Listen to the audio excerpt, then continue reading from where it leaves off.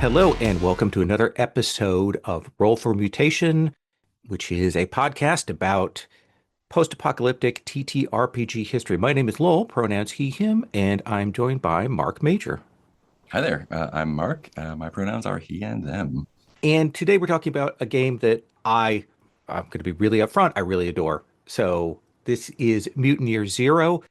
It's also a game, when we throw to Mark here, you're going to hear has an extensive history that we're going to be talking about. We are focusing on the most recent version of that, and we'll talk about that when we come to the publication history. So, Mutant Year Zero. In this game, you play mutants in a post-apocalyptic wasteland. Now, the nature of that apocalypse remains ambiguous. There is kind of in the background, in the meta story, discussion of what exactly that is, but for purposes of players in most of the versions, we don't know exactly what happened.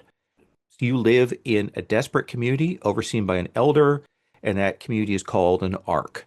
The world outside is full of horror and capital T, capital R, the rot. Your community is primitive, and right at the start, you are just hanging on the brink. There's a real truncated process of building a map for your community and setting some details out at the start. So, in terms of play, players choose one of 8 roles: gearhead, slave, enforcer.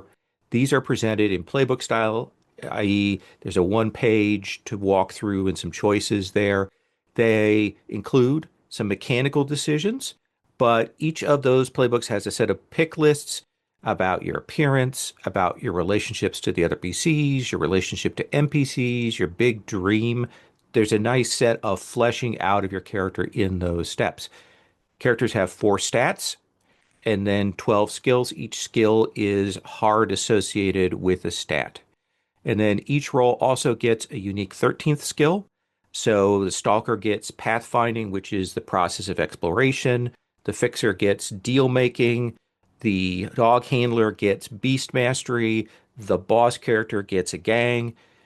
You also begin with 1 talent, which is a feat-like ability. You get to choose that. And then you also get a random mutation. In addition to characters, as I said, the group collaboratively builds their arc, and the arc has 4 development tracks. They're all the most important thing. They're all super vital. So we've got food supply, technology, society and culture, and warfare and defense. And each of these has both an impact on the fiction in terms of what we're going to be seeing in the arc, but also mechanical benefits. For example, like if you have a high tech, that's going to help your group understand artifacts more easily. If you have a high food and you build that up, you reduce the number of deaths that happen each session. And there's a roll to see how many people have died. Each of these tracks is going to start at 0. As well, at the start of each session, there's an assembly phase where you choose a project. And these projects are pretty simple at the start: basic palisades, a pigsty, a temple. Later, as you meet certain requirements, both in terms of what you've already put in place and what your level is, you get them to be more interesting, more exciting. So you might get a tavern, you might get a water wheel, you might get the ability to use ink and paper. Very much a Civ-like tech tree. So once the group, and this is kind of a start of session discussion happens, once a project's selected, you can spend some of your time and energy working on it. People can be working on different projects, but it definitely behooves the group to decide together and put their energy together to build up the points that are necessary. But with a particular project, you roll an associated skill and then you count the number of successes towards the number that are required to finish it. So early projects, the very base ones, usually take about a session to complete, assuming a 4 to 6 person table. Later ones are going to take more. And if you had the work for it, you can do more than 1 project per session, or we can split that across. Every choice really has an impact. That's time spent. It shapes the direction you're going to go to. It shapes the vibe. Like, is your group going to decide to do an arena as a thing? There's some social benefits to that, or are they going to be working on a hospital? There are all kinds of choices there. And those picks are really a hard call. There's other obligations, there's other projects, and also there is the siren call of sending your group out to explore the zone. You have to always make hard choices as a group about what you want to do. Now, I mentioned the stats and skills. Tests are done using a pool of D6s with one stat and one skill. You have appropriate gear, then you will get bonus dice that are added into the roll. So, stat dice, they're called base dice. And if you have the fancy sets and how they represent in the book, you get these yellow dice. Skills use skill dice, those are green. And equipment uses gear dice, those are black. When you roll, you want at least 1 6. That's a success. That's all you need is 1 6. If you do that, you win. Now, if you get additional successes, you can turn that as a bonus effect over into damage, into being able to subdue, into having better initiative, into conditions that you apply. And many of the role skills also give special bonuses that when and you have those extra successes, you can spend those on. Now, let's say you don't roll as well as you wanted to. If you are in that situation, you have the option to push your roll. If you do that, after you've rolled the pool of dice, you're going to pick up any dice that don't show a 1 and don't show a 6, and you get to re-roll those. However, once you do that to get those potential extra successes, any ones that you have rolled, either in that first roll or later on, have an additional penalty. And the base penalty is that ones on your base dice inflict damage on that stat. And that's your damage track. And since your damage track is not that high, it can get very punishing very quickly. If you happen to roll ones on your gear dice, it's going to reduce that item's rating. And if it goes to 0, that item is broken and gets thrown away. The other thing that's with that push your luck, which I love, is that this push your luck system fits into mutations. So you've got at the start of session, you get 1 mutation point, and that's spent to activate your powers. But when you take damage from pushing those rolls, you also gain a mutation point per damage that you've taken. And mutation powers are really potent. They can occur later on in play. You can generate new ones on failures, but when you go to use a mutation, it just happens. There's no test to see whether it goes off. You just have it happen. There's no skill, there's no resistance checks. But for each mutation point that you spend, you do roll a d6. And if you roll a 1, there's a chance of a misfire. You roll another d6 to see what happens. That can be good. It can overclock your powers. It can refund your mutation points. But it can be bad and cause problems. But you'll get a new mutation. So you might also permanently lose a stat point there. So it's a real tricky set of rules in terms of the choices that you have to make. Another interesting thing, if we step out back to the sort of larger level of the arc and so on, for the play cycle, at the session start, the GM randomly determines a threat, and there's some random tables for these in the book, or if you have a deck of cards that they've made for these, you can randomly draw from that. Some of these threats are local, like sabotage within the community. Some are nearby, like some kind of monster stealing things or stalking people who venture outside the Ark's borders. Some of them require a longer journey, like locating a new filter for the community's water purifier.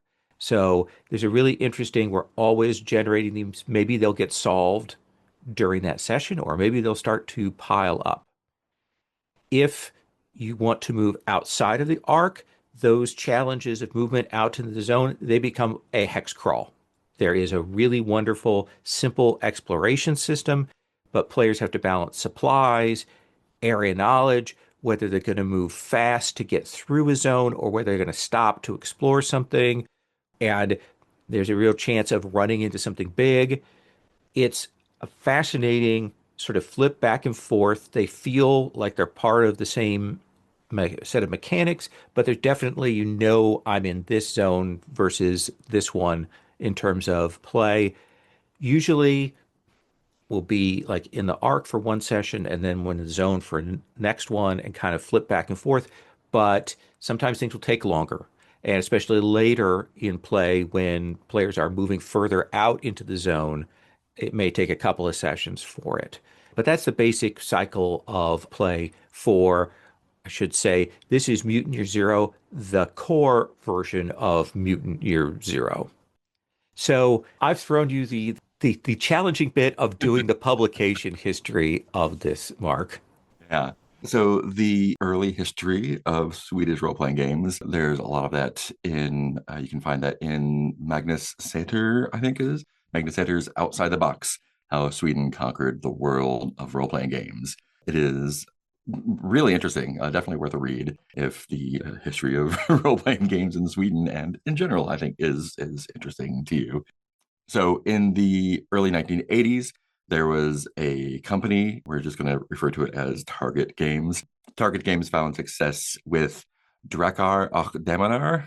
My pronunciations are going to be awful, so we're going to go with what we got. Drakar och Demonar was a fantasy RPG that was built on a licensed version of basic role playing from Chaosium. It did pretty well. It had a second edition in the mid 1980s, and the company began to consider other kinds of games. And they wanted to make something new of their own instead of just translating other games into Swedish, which would make them more dependent on other publishers and other games in the American scene.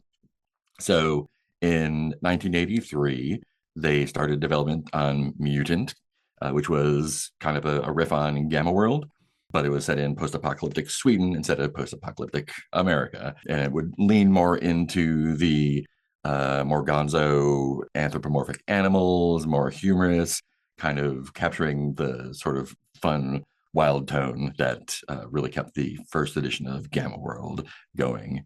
And a lot of the elements that you'll find in Mutant Year Zero were established in that edition, including the emphasis on looting stuff and equipment, all that fun stuff. Despite having kind of a weird cover for what it is, Mutant did really well for Target Games. Their first edition sold somewhere between 20 and 30,000 copies, which was real good for that time and the size of the country. And that was supported by a few adventures and some expansions. There was some talk at the time of moving the mutant setting into space, which eventually does happen in Mutant Year Zero at Astra. But the company decided on a different direction because cyberpunk was very popular at the moment, and a lot of designers associated with the company had already written some Cyberpunk 2020 adventures. So they decided to revise and change the game into something radically different, and that would come to be called Mutant 2089 by most people who played it. And this did pretty well for them, too. In the following years, Target Games developed other Mutant games in that line. They moved away from Mutants, however, Mutant RYMD and Mutant Chronicles, the latter of which would become a multimedia franchise. Which we're going to talk about definitively. we will. But they also made a big impact with other lines, including capital K Cult, which is a Gnostic horror RPG. There's also a lot of other changes and shakeups over the next couple of decades there, which eventually brings us to Free League Publishing. So a new group, originally called the Iron Ring, was founded in 2002, Sweden, with the express idea of getting the rights and doing a new version of Mutant. So they wanted to return to the original setting, dropping out the space and cyberpunk stuff. And they leaned a lot on input from the community and unpublished material and even a film made by fans. Mm. So this was named Mutant Heirs, Heirs, Heirs to the Apocalypse.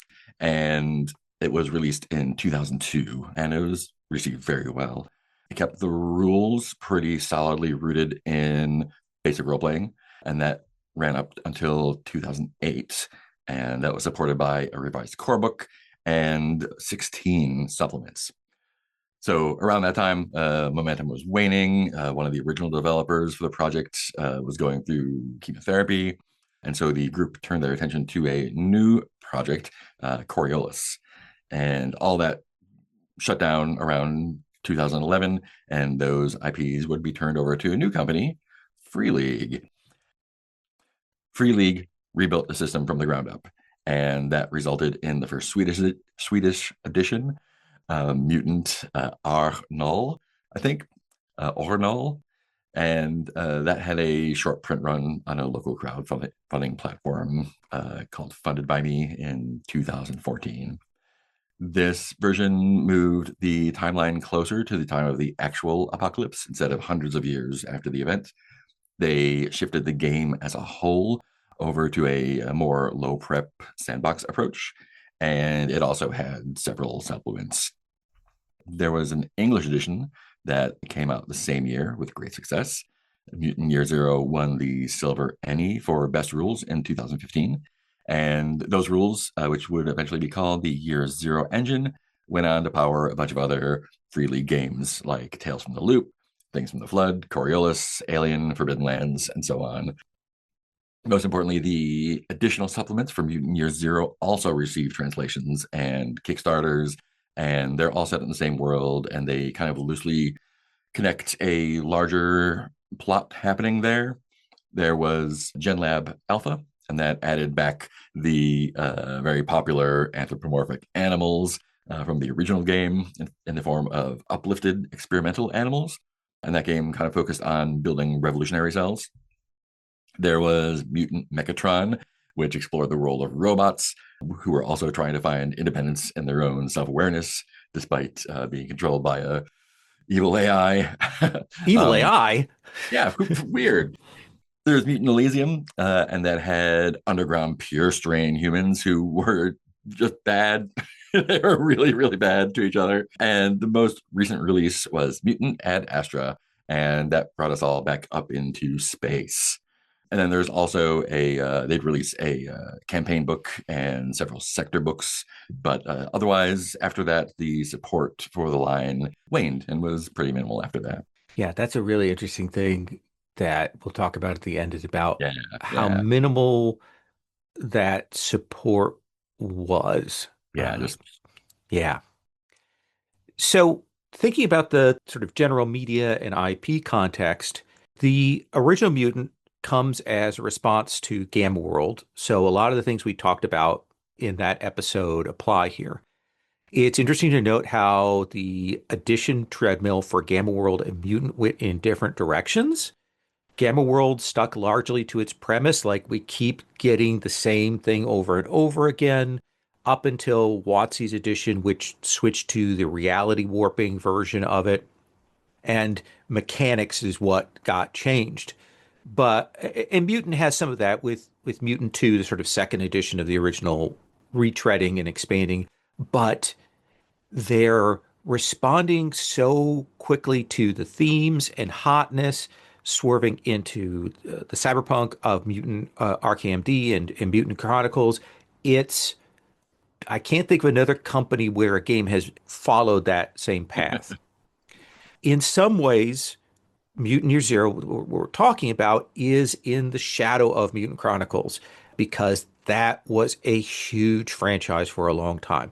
We had several RPG editions. We have the movie. We have video games. My first real awareness of it as a thing was a TCG, Doom Trooper, mm, that came out, and then we started to get miniatures, and then there were board games. It's big, it's thick, it has a ton of stuff. And interestingly, it took a while, but Modifius let that license lapse a couple years ago, which is both surprising and unsurprising. We talk about what Mutant Chronicles is on that score. mm, One of the things which is explicitly mentioned a couple times in the Outside the Box book that we cited earlier is that the designers explicitly turned away from a grimdark and Mad Max vibe and approach and leaned more into humor. A more contemporary reference, Might be the post-apocalyptic vibe of the road or Walking Dead. Like they didn't want that. Mutant Year Zero has some of the themes and trappings, but overall, it's lighter despite the game when it really comes down to it. And having run quite a bit of it, it is a resource crunch spiral. It looks light, and then you realize how challenging things can be. It's also worth noting that there are two big media properties that have sprung up from Mutant Year Zero. The first of these is Mutant Year Zero: The Road to Eden. This is a tactical computer game in the mold of XCOM. Interestingly, while it has a lot of the energy and vibe, it smartly integrates the anthropomorphic animals into the game right away. Like you get the cool stuff together. You can play a mutant, you can play a mutant animal. They don't spend too much time worrying about the story and logic of that. Whereas in the set of books, there's a reason that you don't have animals at the start and how you can integrate them later. It makes for a very colorful game, and it is also really fucking hard. I don't claim to be particularly good at tactical RPGs. I played some XCOM and I've played a lot of Japanese SRPGs, but I bought it day one. Sherry and I both played it, and that Mutant Year Zero game continually cleaned my clock. I would get a ways in and then just RNG and my duck sniper would get a bullet to the head, and it was hard. And the game may have patched. There may be more difficulty settings now, but that was a little bit of a turn off for me. Mhm. So that's hard. The other thing that is another property that's out there right now, while Free League is not heavily investing in the RPG line as much, they've now got the Mutant Year Zero miniatures game. This is MYZ Zone War. It's still out there, but it also kind of came and went. Mhm. I saw a lot of talk about it, but I think it's one of those victims of there being a glut of new miniatures games. Yeah. I think that 3D printing, the ability for companies to get miniatures and box sets done quickly, those kind of lured a lot of people in. And then I think the pandemic Yeah. probably closed in on that. And I think I think there's a real challenge to putting out a game that has miniatures actually in the box Yeah. on so many levels. It's why we've seen, for example, Steamforged Games, who has War Machine, they've switched over to a STL monthly subscription model. They've done that now. They've just done that for Monster Apocalypse. So it's going to be interesting to see what happens with those games and how much we get of those, especially since there are a number of miniatures dense board games and games like that that are kind of still hanging in the wind given the tariff situation. I have a couple of projects that I backed that someday they're going to ship, probably, but we don't know now. So I think that's a real challenge. But there's some cool miniatures for that game. I'm tempted to track those down just to have them because I like those a lot. So Mark, what is your experience with Mutant Year Zero? Yeah, I have still never played it or run it, and I really hadn't read much of it or much about it before prepping for this podcast. I know that you'd run it a bunch, and I've seen it around a bunch. I've played a few games with the Year Zero engine. I played Alien game, and I played Basin.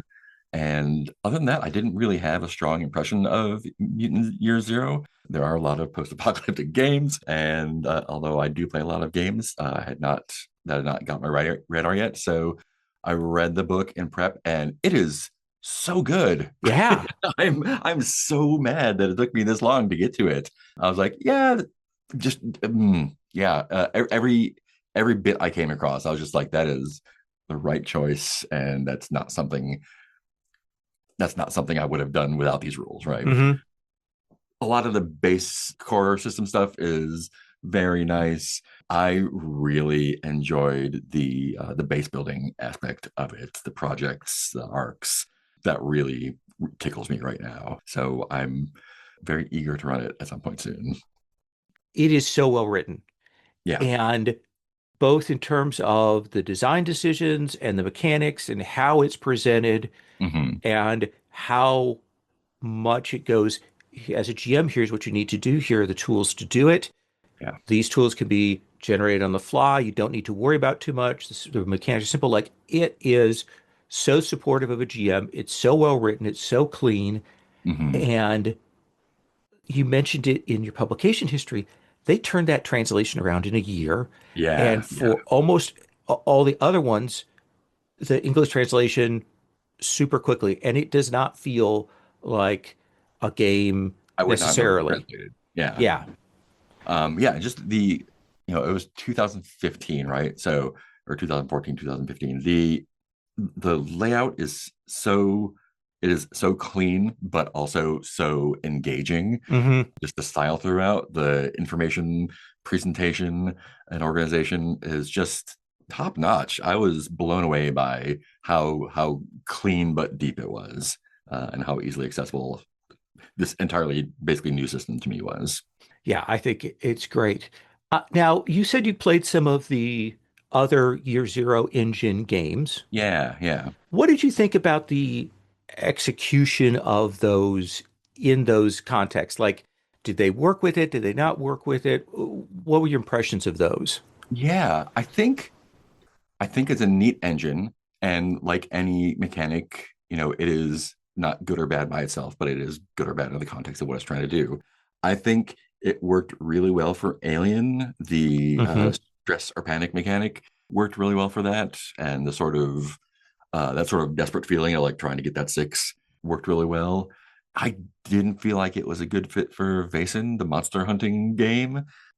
There just felt like some gears grinding mismatch there, in a more like Call of Cthulhu-ish mystery solving game. Yeah, and then there's like they kept the base building part for that, which also felt kind of weird for the Hmm. setting, and that might have just been me. But yeah, overall, like the core engine itself is solid for certain kinds of games, and I think Yes. this is for it, Aliens for it. I haven't played the other ones, but I can kind of get a feel for like which ones it might feel better with. Yeah, I think that I've run nearly all of the versions of it besides Vaesen, and I can definitively say I think it's really brilliant for Mutant Year Zero. It's really brilliant for Alien, as you said. I Mhm. think it absolutely sucks for Tales from the Flood. Yeah, I can imagine. It They want to have a consistency to it, but I do not think the execution is great there. It Mhm. I feel the same way about it with Coriolis. I think Coriolis has some other system Mhm. problems, but it doesn't work there. It theoretically should work in Forbidden Lands for a Mhm. reason, but it doesn't. So the thing Mhm. about it is I have never seen a game that mechanically bakes in the stress of resource management Yeah, and limited resources and the challenge of that into the mechanics so well. yeah, it feels really well integrated. It does. It gives you a lot of things that you have to make choices on.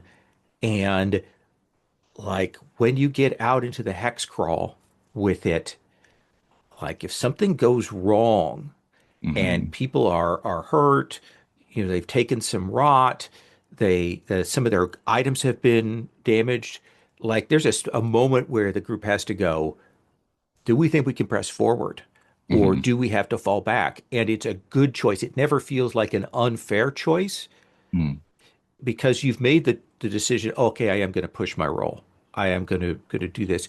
It's it so fits with the genre. It so fits with what is happening in the game world. And of course, Alien takes that Yeah, and switches it over to the kind of the fear factor, and it works in that case. It doesn't work in Coriolis because like it's just that your life is shitty and things wear out. Like it doesn't work there the same way as it doesn't work in Invasion. Hmm. And theoretically, as I said, Forbidden Lands, which is kind of a post-apocalyptic fantasy thing, it ought to Right. work there, but it doesn't because it's still a fantasy game and it's not presented as like, how do I put this? If it were presented as like an Elden Ring, Dark Souls, Right. real grimdark thing, like if that were the vibe and you were telling me that that was going on, it maybe it'd work, but the art and the presentation and things feels a little more high fantasy. Yeah. And so it feels very, very contradictory there. But I think it's a great mechanics. I have a whole freaking bunch of the dice sets. I have bought a bunch of those. I ran a long, long campaign of it face to face for 6 players, Hmm. and I absolutely adored it.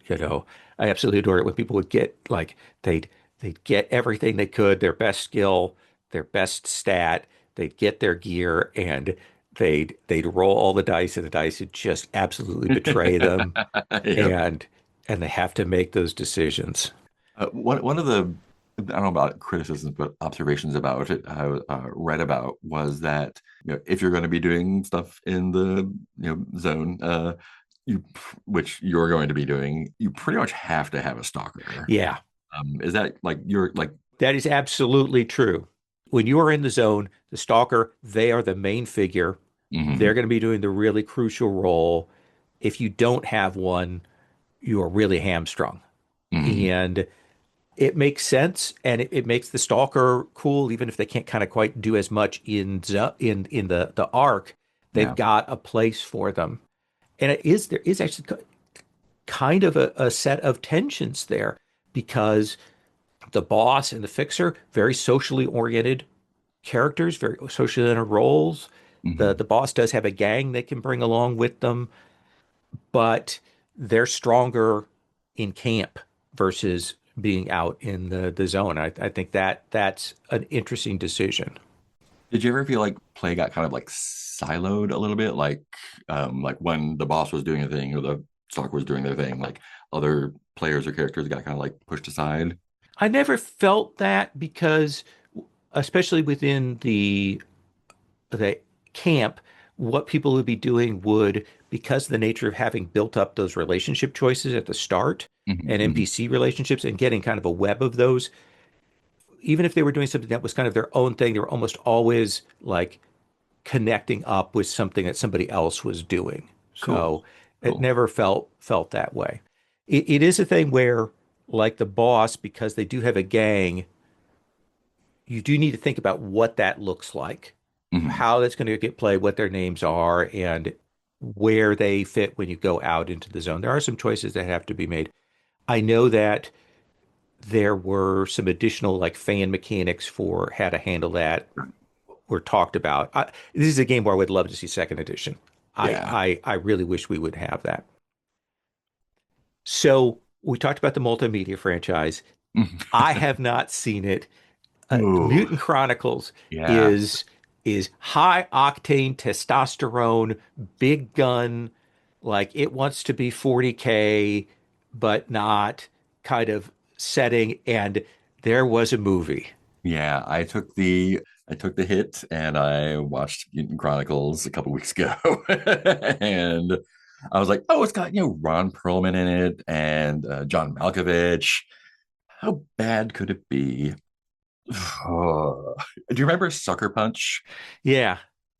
Oh, Sucker Punch is a very good film compared to this. Oh wow. Like it's the same kind of like it's like that was like very that particular year. Hmm. That very like super saturated, overcranked, ultra violent, terrible acting, terrible writing, terrible plot, terrible everything. I'm not mad I watched it, but Hmm. I would not recommend it to anyone that was not like very, very into this particular setting. Yeah, it's such a shock to me. It so looks like an early 2000s film. Yeah. Like Yeah. as you say, in terms of color grading and all of that, just wild to Yeah. me. And like that game, that setting had legs. It Hmm. had multiple editions, and Modifius put out a metric shit ton of things for it. But it's also a game that it feels like its time has passed in Mm. terms of its vibe and what it wants to do. I don't think we're in the era of that game necessarily anymore, at least amongst the people who might play with that system. I don't know. Yeah. Yeah. I think the like one of the things, especially in this time, that really attracts me to Mutant Year Zero in particular is the kind of like the base building, the community building, the like in the face of the world being on fire, how do you go out into the world, do what you need there, and come back and use that to make your community better? And that is very compelling to me. And so I've been watching the Fallout show on whatever it's on. Right. um, Amazon, I think. And I think like I can definitely see a when I saw the words Mutant Year Chronicles, I was like, oh, it's a series. It's not a series, but I think done in the same like with the same care that something like Fallout has done, it could be really compelling. And it feels like there's so much material to draw on that, and a big enough fan base that it would Yeah. do well. So I could see it. I don't think it will ever happen, Yeah. but the It potential's there. it is interesting that I may have misspoken, but like I say Mutant Chronicles, this is Modifius doing it Yes. Yeah. with the 2D20 system. They've done that and Infinity that have a kind of a war gamey aspect to them, have a kind Hmm. of a crunch. I don't know how well Mutant Chronicles would work with the Year Zero engine. In fact, I No. don't think it would. Not at all. Um, but there was a time there in the 90s when people who were jaded and dissatisfied with Games Workshop thought, okay, this might be an alternative. Yeah. And then the figures weren't nearly as nice. Mm. And I think that made a huge difference there. I'm curious about the threat generation in year zero. Again, I'm a very low prep GM, so something like that is very compelling to me. How did you find that worked I out? loved it. I absolutely loved it. Like all of the tools that are present in the book, like the zone elements generation and things are great and are worth stealing for other things. I loved having, and it's a pretty thick stack Yeah. of cards, or it's a pretty big table of threats that are mixed, and I could literally draw on that at the start of a session without prepping, look at it, look at what we'd already kind of put on the table and put that in play. Hmm. And sometimes be explicit, this is the threat that's going on. It's a great system. It gives you just enough to to do things and great stories there. One of the things I have done, I'll mention, I'll have links to this, is I did some tables that are additional elements for when you go into the zone. And I also did a set of tables with some plots for each of the different roles and Oh, cool. things. So that's there. That does bring me to a point I do want to talk about. Two of the roles, maybe three, have a real issue. Yeah. Like you got to think about. Number one, there is a dog handler. That person has pets and they've got to put them potentially in danger. Hmm. And so that is a safety discussion. Yeah, for sure. But then we also have two roles. We have the boss, who is bossing people around, but is likely tied into the other role of the slave. Yeah. And Yeah. yeah, I don't like it. I don't like it at all. And I don't think I've ever had anybody take that Hmm. as a PC role. And we've always had a conversation about it. I think it is like it fits. Hmm. in the post-apocalyptic vibe. Like that's a common thing we see Yeah. in those stories, but I don't think you can handle that well at the table. I just Yeah. don't. Do you feel like there are, like you said, it fits in well? Do you feel like there could be some, like, not necessarily reskinning, but reframing of that character to be like a similar role, but not that?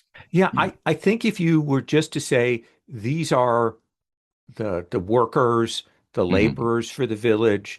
They're not Hmm. owned by anybody. They don't have Yeah. obligations to other people. Because I think the role ability for that slave class is just being resilient, if I Right. recall correctly. And I think you could reframe that because Hmm. it presents slaves and then it sidesteps the question of slavery. Yeah. It just this is it. Yeah. Yeah, I dislike that.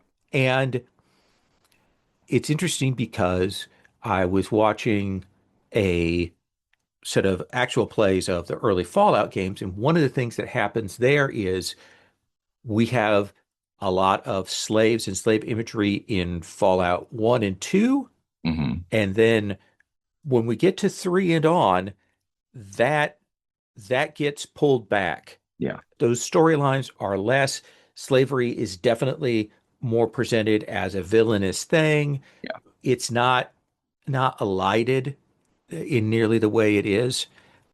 And I said this in the notes, one of the big problems is that this comes out early, so there's no safety tools for dealing with the question of slavery. Right. There's no, because, it's tied up in a lot of other things, sexual politics, racial identity, all of those things that make me real leery. And there's no safety tools for it. Now, mind you, it comes out early. Hmm. Okay, I can accept that. But but we fucking get to Elysium, Mutant Year Zero Elysium.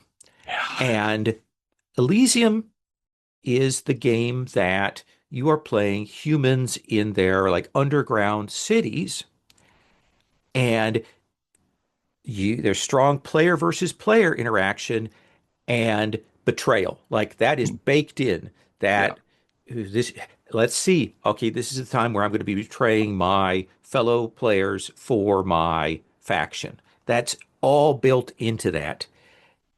And you play cops. You're playing Yeah. cops, like with capital K cops in there. And oof, Free League also did Blade Runner. I have some issues with Blade Runner Yeah. because I don't want to fucking play cops. But but the other thing is Elysium, and Elysium comes out by the time that we've had the safety toolkit out there, that we've had these discussions. It's a couple years into that, and they go, "Hey, like if players have issues, maybe stop the game and talk about it." That is it. uh, No pre-conversation, no discussion of, hey, these might be, challenging topics. No, hey, you want to work through this? Just, hey, maybe you want to talk about it, which is such that bullshit. Hey, my table, we just stop and talk about it. yeah. Yeah, yeah, maybe you do, and maybe you've pissed some people off, and maybe that's why X, Y, or Z person isn't playing with you anymore. Exactly. Yeah.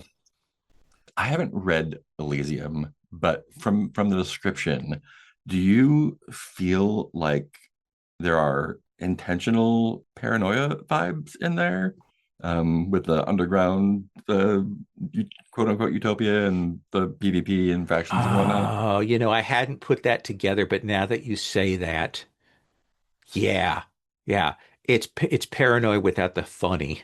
Yeah, that's the impression I got was like they wanted to do that, but they didn't want the humor or parody satire accent, and just like like playing paranoia straight sounds like a real bad time. Yeah, And that's what Elysium sounds like. yeah, it is, and it's an interesting idea. One of the things is to also put this in the context of the games that we mentioned here. We got the mutants in that first book. We got the animals in the second. We got the robots in the third, and that's great. And then we can play them. You get the pure strain humans, and the idea is, okay, now we can have them as a playable element, Mhm. in the groups, but they're not as compelling. They're not as interesting. I mean, we had the same problem with Gith Gamma World Yeah, yeah. and the unmutated humans that are inevitably tied into some things. Now, mind you, one of the like storylines that's baked in because each of these books has a kind of a meta story Right. to it, which I'll come back to in a second. But the the question in Elysium is a class thing, is an underground revolt, and what your role is to that. So there's something Hmm. there, Hmm. but start yeah, oof. Yeah. Um, I like the sort of larger campaign idea in Mutant Year Zero. Hmm. It's about finding out about what happened, that there were these corporations, that some of them went to space and Yeah. things Wherever like they that, came from. Yeah. which eventually pays off in Mutant Ad Astra, which is the only one I haven't picked up where your characters can go to space. And then there are stories. The Mutant Mechatron one, not as interesting to me. Hmm. I think the ideas that are there are kind of cool, kind of, but doesn't appeal to me. I, I think the best one is Mutant Year Zero, but then I think I really want to run Gen Lab Alpha because Yeah. it completely restructures the play. The idea is you are an anthropomorphic animal. You live in these tribes. There is this area that all these tribes live in. They are pitted against one another. There's real tensions and things. There's there's some real echo of British colonialism, Mm. like the way that the they used various local ethnic groups against one another. That's present in South African history and in Indian history and things like that. And the play structure is explicitly you are creating a revolutionary cell. You are going to be going to these other communities trying to get more people together Hmm. because you're all bounded in this experimental encampment. There is a laser fence that surrounds all of the animals. There are human scientists that are experimenting on you. They've got these robots and things, and Mm. it's you bringing them together to be able to strike back against your oppressors. And we don't see that in very many games, Yeah. and I think it's really good. Yeah. Yeah. That sounds very cool. Yeah, I will admit that like when I've run Mutant Year Zero, I do bring in the animals, as NPCs Hmm. with them like talking about that this happened to them and they had to Hmm. break out and stuff, because they're just too cool Yeah. not to have them on screen. So I think is anything else I want to say? There's a lot of great mechanics. I think it handles gear well, it handles Yeah. encumbrance well. The project system is dynamite. Exploration is great. Oh, this is another one of the best things. So you have the deck of cards for your mutations, and when you get a mutation, there's a random table, or if you get the deck of cards, you draw a card and you give it to the player, and then now they've got Mm. this mutation. You got the same thing with the threats, but you've also got it with gear. Hmm. And so you can get a big stack of gear, especially if you bring in the card stacks from the other games and cool shit. And nothing ever feels overpowered because it'll wear out. Right. Like you Right. will screw it up. Even if you got a laser thing, you'll screw it up, and you got to go get a battery pack. And I've never enjoyed a gear system more Hmm. than how it's presented here with gear and encumbrance. I think it absolutely works in the same way that I think like Blades in the Dark gear just feels right. Yeah. Yeah. But one of the best things is you go out into the zone and you want to get water, you want to get food. There are little tables for little bullshit things that you'll find. There's a great table for that, like a stack of comic books or an inflatable bed or things like that, that are when you get them and you generate them, you give them to players. Players love that. Like Hmm. now I've got this, and maybe I can go back and trade. It doesn't have any mechanical thing, but it's really cool. But you've got these artifacts. One of the things in the game is the idea that when people come back to the Ark, they have to turn in those artifacts. They are Hmm. required to turn them in, and those go into a thing called the Dawn Vault, which Hmm. is where the elder kind of holds these relics of the past, for communal, hoarding kind of thing. And you have to present each player that gets an artifact. Are you going to turn it into the Dawn Vault? Huh. And if you don't, you have to keep it quiet. Like you have to not let people outside your group see that you have that. That can become a hook or a point. But when you do turn things into the Dawn Vault, that generates you points towards the Hmm. tracks. So, like by turning in this laser rifle, you might be upping the community's defense thing. Yeah. Such a good That's decision. very cool. That's very Yeah.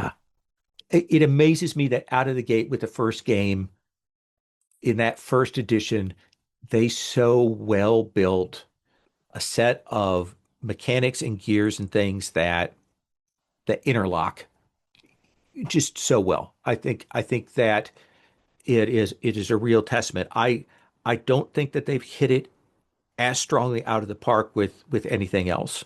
Yeah. Um, like the question of resources and pressures and things like that in Coriolis just doesn't work in terms Mhm. of the cost for spaceships and the challenges there. But wow, in Mutant Year Zero, so good.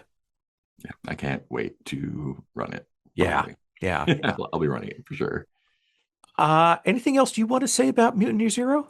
No, I'm just pleasantly surprised that something I knew nothing about and sounded kind of generic from the outside wound up being one of my new favorite things. Absolutely. I'll say this. Sherry is not a fan of post-apocalyptic stuff at all. That is not her wheelhouse. And she loved Mutant Year Zero, and she Mhm. loves Mutant Year Zero. And when I've run it again in the community, she's played in that. Mhm. And there's a real pleasure to figuring out what our base is like, what it looks like we did like an empty oil tanker, and I found a really cool 3D Mm. cutout of a Right. ship, and we were able to map on that. There are different zone maps that you can buy, and so they look cool. They look different. Like this is very clearly more of a like a bayou kind of swamp area. This is more of a fallen New York.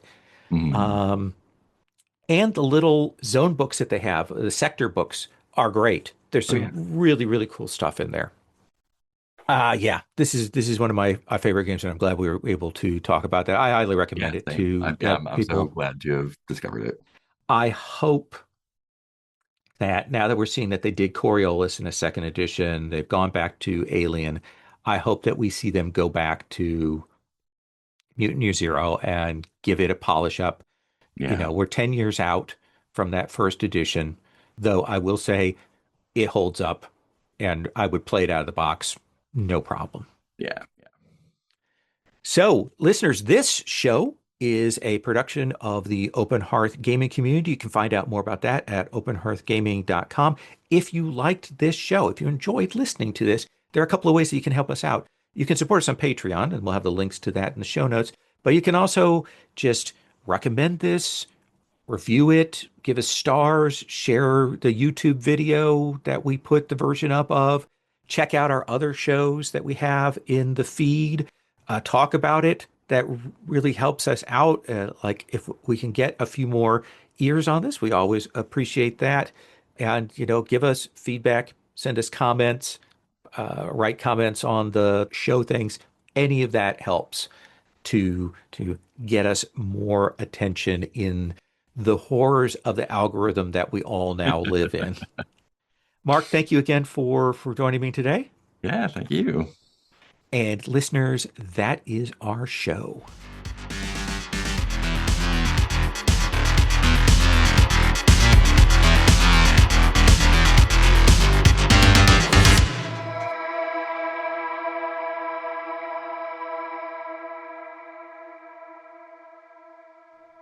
Hi, this is Lowell, Community Manager for the Open Hearth Community. One of our longtime co-hosts of the Open Hearth podcast, as you may know, is Ray Najati, designer of Apocalypse Keys, Once More Into the Void, Our Haunt, and many more great games. Recently, Ray was seriously hospitalized, and it was touch and go for a bit. Now, after a couple of weeks, they have recovered, have a long-term medical plan, and I believe they've been released to go back home at this point. If you're interested in supporting Ray in this process of recovery, I wanted to offer a couple of options. You can back or make a donation to their Patreon at patreon.com/swordqueengames, all one word there, or via his partner's Ko-Fi at ko-fi.com/Matthew Arcila. That's MATTHEWARCILLA. I'll also have links to both of those in the show notes as well. Ray is a good friend and has been a great support to the community over the years with advice, insight, and just the pleasure of playing with them. So I wanted to get that out there for everyone. Thank you so much for your time and attention.